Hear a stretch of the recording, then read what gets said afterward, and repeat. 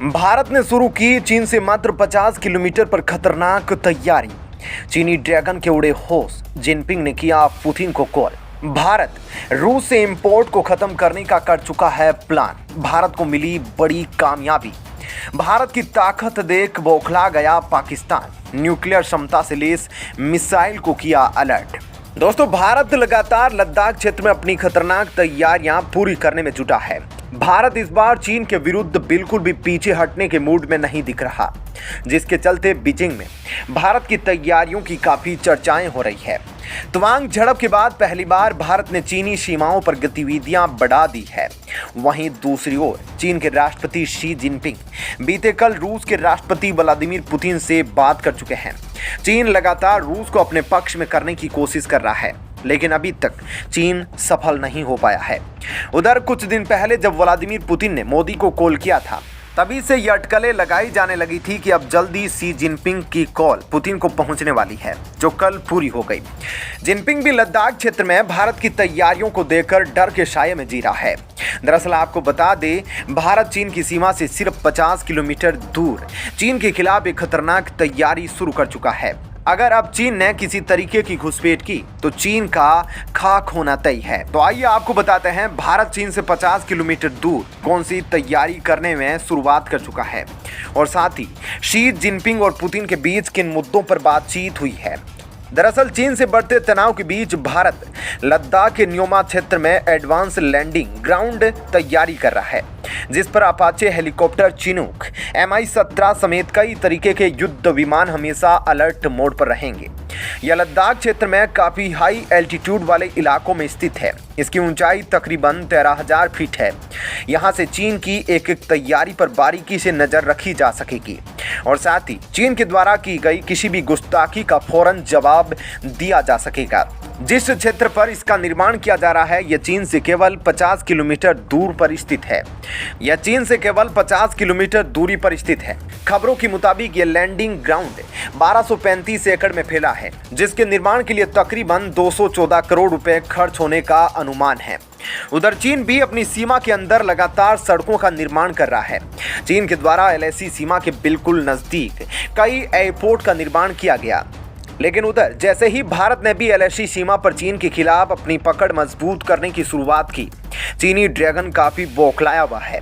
भारत के द्वारा LAC सीमा पर हो रहे निर्माण में व्यवधान डालने के लिए लगातार चीन की सेना घुसपैठ कर रही है। उधर दूसरी तरफ चीन रूस को भी साधने की कोशिश कर रहा है। खबरों के मुताबिक 30 दिसंबर को शी जिनपिंग और पुतिन के बीच एक वीडियो लिंक के जरिए बातचीत हुई है, जिसके बाद खबरों में तो यही बताया जा रहा है कि जिनपिंग ने मोदी वाली नीति को अपनाते हुए पुतिन को यूक्रेन से युद्ध समाप्त करने की सलाह दी है। वहीं जानकारों का मानना है कि जब से चीन और भारत के बीच एक बार फिर से तनाव बढ़ा है, तभी से चीन फिर से रूस से अपने संबंधों को स्थापित करने की कोशिश कर रहा है। उधर भारत ने एक अहम क्षेत्र से जुड़े क्षेत्र से इंपोर्ट पर रोक लगाने की तैयारी की है।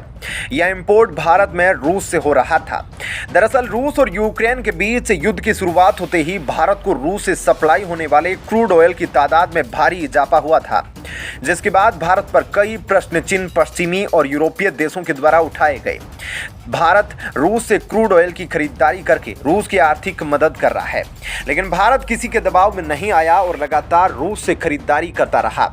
भारत क्रूड ऑयल के अलावा रूस से फर्टिलाइजर का भी भारी तादाद में इंपोर्ट कर रहा था, लेकिन पिछले महीने रूस के क्रूड ऑयल पर ऑयल प्राइस कैप लगाया जा चुका है, जिसके चलते तुर्की रूस से आने वाली भारत की शिप को ब्लैक सी में रोक दे रहा है। लेकिन वहीं अब अचानक से भारत ने एक ऐसे सेक्टर से जुड़ा ऐलान किया है, जिसके तहत अब भारत रसिया से कोई इंपोर्ट नहीं करने वाला। अपने आत्मनिर्भर भारत की मुहिम से भारत ने फिर से दुनिया को दिखा दिया कि वह किसी पर निर्भर देश नहीं, वह खुद नियम बनाता है और उसी पर चलता है। दरअसल आपको बता दें, भारत को हर साल तकरीबन 35 मैट्रिक टन यूरिया की ज़रूरत पड़ती है।